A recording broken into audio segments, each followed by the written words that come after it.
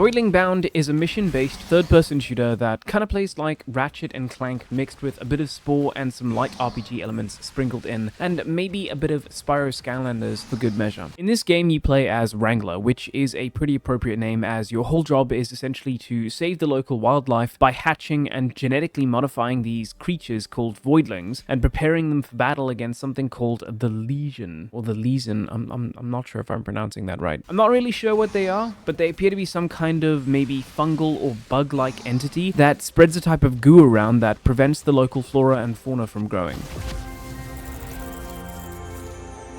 As the Wrangler, you'll take control of the aforementioned genetically modified Voidlings through some kind of neural link. You choose a mission, choose a creature, and then hop down onto the planet to wreck Legion plans.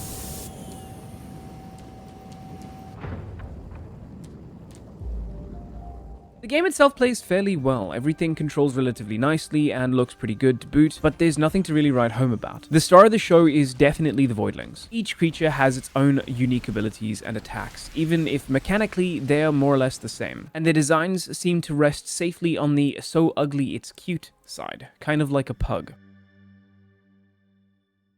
Each Voidling has 4 main actions and an ultimate ability. You have a primary attack that's usually ranged and works kind of like a gun. Your secondary attack changes depending on the creature you're using. The first creature you use has a type of grenade ability that leaves a small puddle of whatever their elemental affinity is on the floor for a little while, doing damage over time. The second creature you obtain leaps toward your enemies, slamming down.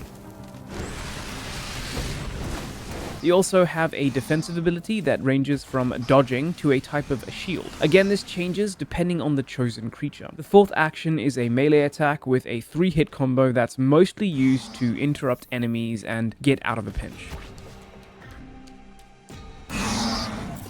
Lastly, you have an ultimate ability that charges by killing enemies. This also changes depending on what creature you're using. You obtain Voidlings by finding eggs in levels, and sometimes you'll find golden eggs. These golden eggs will usually result in a slightly stronger base Voidling that starts with an extra point in an attribute. Your Voidlings level up after killing enough enemies and obtaining enough XP. Once a Voidling levels up, you can assign an attribute point to one of the 5 attributes: Strength, Essence, Vitality, Recuperation, and Agility. All fairly self-explanatory, and the details about what it approves are all on the right. On top of that, on missions you can collect Voidling samples that are used on a huge skill tree. These upgrades are permanent and affect every Voidling of that specific type. Your biggest changes are going to come from evolutions. These require elemental mutagens that are acquired during missions and will change how the abilities your Voidling has work. Each evolution has 2 paths to choose from, and each one costs more than the last.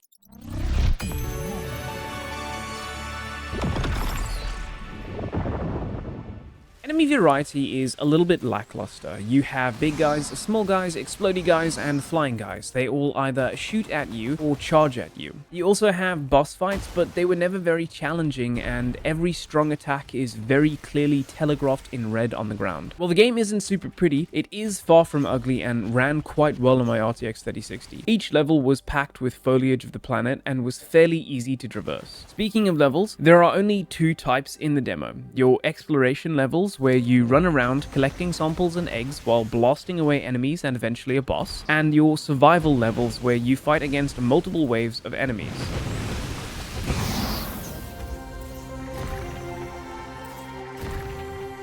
The lack of variety becomes pretty stale pretty quickly, and I really hope that that's addressed on the full release. Aside from that, my only other complaint is the audio mixing. There's no voice acting for human characters, which I thought was fine. However, in missions, I often found it strange that the music was either barely noticeable or just very quiet.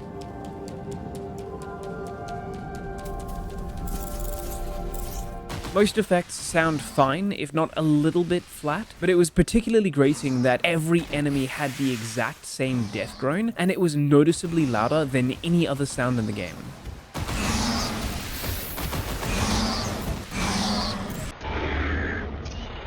Voidling Bound is a fairly simple, easy to play game with a lot of variety, and even reminded me a bit of the old Skylanders games, but it still feels like something is lacking to give it any staying power. It definitely scratches the collector itch in my brain, but looks like it could lead to some grindy, repetitive gameplay. Maybe a multiplayer mode would serve it well so you can show off your Voidling to friends and really make use of the elemental mechanics the game seems to have. But that's about it. Voidling Bound is releasing sometime in 2026, so check it out, give it a wish list, try out the demo for yourself, and let the devs know what you think on Steam and X, formerly Twitter. And if you like this type of content, demo first impressions, consider leaving a like on this video and subscribing for more videos like it.